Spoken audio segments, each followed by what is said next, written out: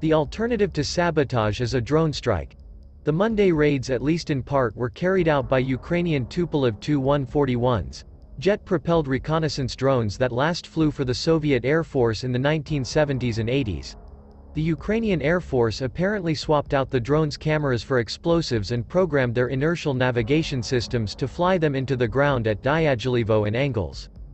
It's unclear how many Tu-141s and similar Tu-143s the Ukrainian Air Force has left, but there's no technical reason Kyiv couldn't aim them at Moscow. The drones can range as far as 620 miles. And it's not safe to assume Russian air defenses easily would shoot down the drones. Repeated Ukrainian raids, including a startling deep strike on an oil depot in the Russian city of Belgorod by Ukrainian attack helicopters in April, have proved both the inadequacy of Russian air defenses and the ability of Ukrainian planners to find ways through these defenses. No, the main reason that the Ukrainians might not strike Moscow is that raids on population centers can endanger civilians. In fact, when it comes to Russian raids on Ukrainian cities, killing, hurting, displacing and terrifying civilians is the whole point. Russia aims to terrorize the Ukrainian population in order to erode support for the war effort.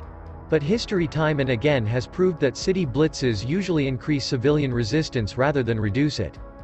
That idea has endured in Ukraine. There's absolutely no evidence that the attacks on civil society have made a difference to popular support. Lawrence Friedman, an emeritus professor of war studies at King's College London, told Salon. If anything, the Russian attacks have encouraged popular support for the war.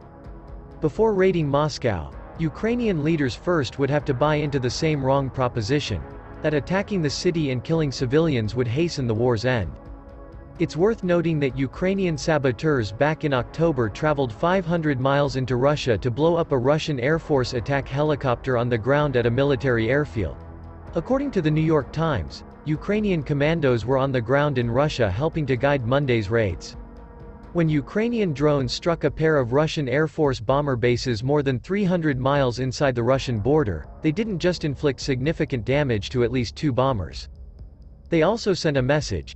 Ukraine now has the technological means to strike Moscow, 250 miles from Ukraine. This doesn't mean at all that Ukraine is going to attack Moscow, Mick Ryan, a retired Australian Army general, wrote in his newsletter. In fact, there are good reasons why Kyiv would refrain from targeting Moscow. But the possibility of a strike on the sprawling city will cause some sleepless nights in the capital, Ryan wrote. Attacking Moscow would represent a major escalation of Ukraine's months-long campaign of deep strikes, which so far has concentrated on air bases, bridges and logistical targets, many of them behind Russian lines on Ukrainian territory the Russians occupy, and most of the rest inside Russia within 50 miles or so of the border. But raids on the Russian capital would be fair play. Russian forces after all have been bombarding Kyiv, as well as other Ukrainian cities, since Russia widened its war on Ukraine starting in late February.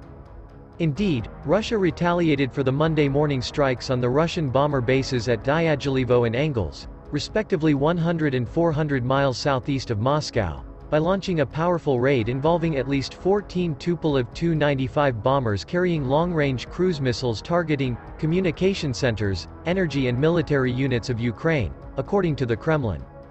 There's no shortage of potential strategic targets in Moscow, and Ukraine has several ways of carrying out strikes. The simplest, but riskiest for the attackers, would be human sabotage. The Plamya is usually fired in direct mode where the gunner can see the target and aims using the basic iron sights.